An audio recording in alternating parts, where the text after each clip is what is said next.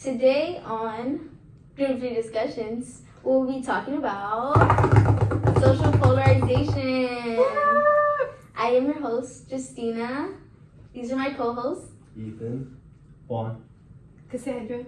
Brian. So, what really is social polarization? So, social polarization is the division in society when factors emerge to form an extreme opinion, only considering one side. So, we can see this in major discussions such as abortion, gun laws, and the death penalty. So, like, when society uses their views and opinions to form how they think. So, what really forms these opinions and views are the social factors that play a huge role in how people think on big topics. So, what factors cause social polarization? So, one big factor is generational differences. Oh yeah, generational difference is a big one. Oh, yeah. Yeah, like our parents, they grew up with a certain political atmosphere, Mm-hmm. different than we have today. I feel like today, even though we're still dominated by Republican. Mm-hmm. No. No. Not that. Wait, are we? No. No, we're them, We're right? not? I thought it was. No, I thought Did it y'all was look at Democrats, the- but yeah, it's like by millions of people. okay. Are you really? Oh, Well, wow. it's Okay. like- I thought it was Okay, Democrats, well, right? But something then new. Republicans are traditionally older and vote more, but Okay. Democrats still outvote them, even though they don't vote Okay. as much. There you go. So there you A go. fact. Okay. Okay. But yeah, I feel like now we're mostly democratic, so I feel like that's why a lot of people are so supportive. Like when other people have different ideas or Point of different views than Mhm. what are traditionally you would think about like back then. Like for example, the LGBTQ is a big one now. Like before, people were afraid to speak about it or to even express themselves a certain way because of the conservative mindset that maybe the people around them or their parents had. Mhm. So, and I feel like now, you know that you're gonna get supported by other people. Yeah, And for sure. I feel like even now, it's even like if you see something bad about them, you're gonna get attacked. Oh, yeah. You're gonna get attacked. On And that's social how media. like society is polarized. Yeah.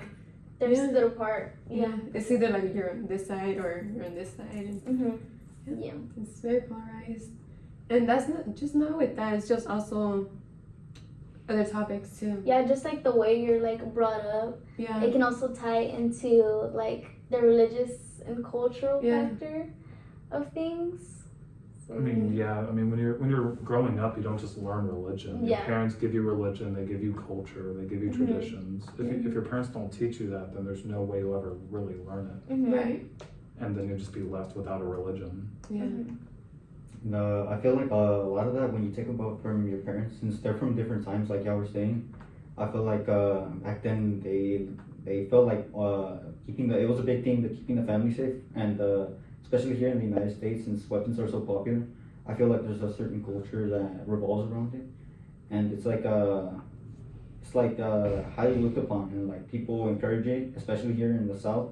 A lot of people own weapons and think they're protecting themselves, but in reality, they're just feeding the violence. Mhm. Because the more weapons you use, the more it encourages. Because people think they're protecting themselves from them, and then that encourages more. Like it's a big cycle. Yeah, it encourages violence and it.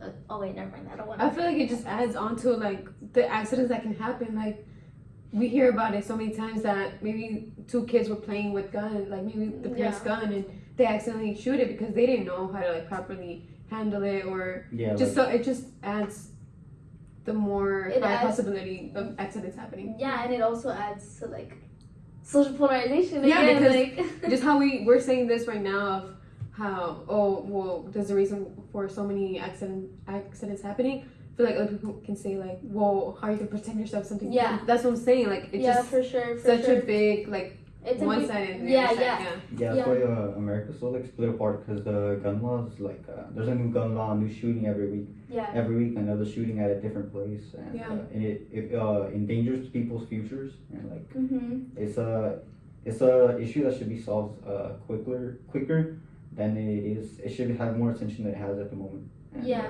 And then that can also tie into like cultural, because I know most likely like some Christians on the death penalty, their views are kind of more like it's morally wrong, right? Yeah. And so you can't really change their mind. They're like, no, it's morally wrong. Like it's in the Bible, right?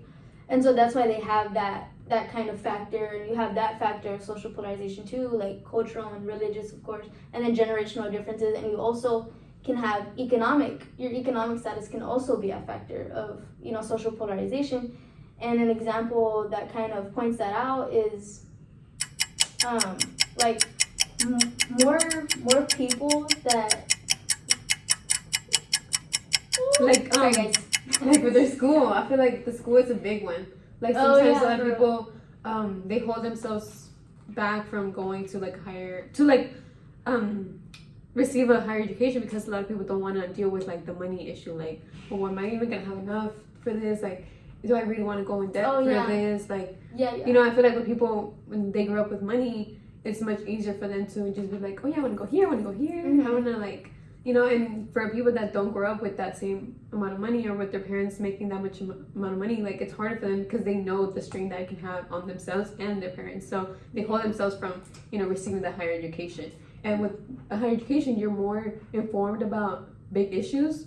So it does lead you to have a different mindset than somebody else. And also, like, poor people are more likely to fight for access to quality education. And so poor people are less likely to live in an area with a new school that offers new books and has teachers that are willing to teach less fortunate children.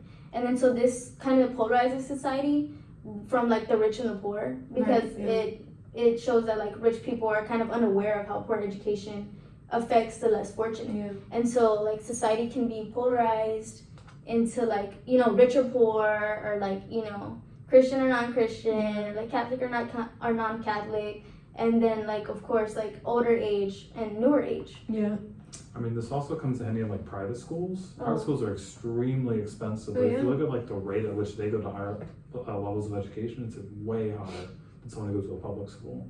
Also, their grades, their SATs, everything just goes up the nicer the school is, the more expensive.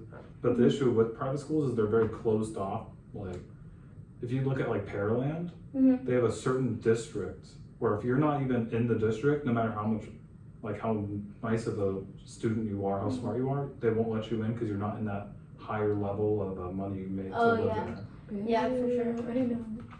Yeah, so all of these factors tie in. And so generational differences, of course, cultural and religious beliefs, and economic status all tie into social polarization. And so, yeah. That's it on Group 3 discussions. And I'm your host, Justina, and my co-host, Brian. Cassandra. Juan. And Ethan. and we're out.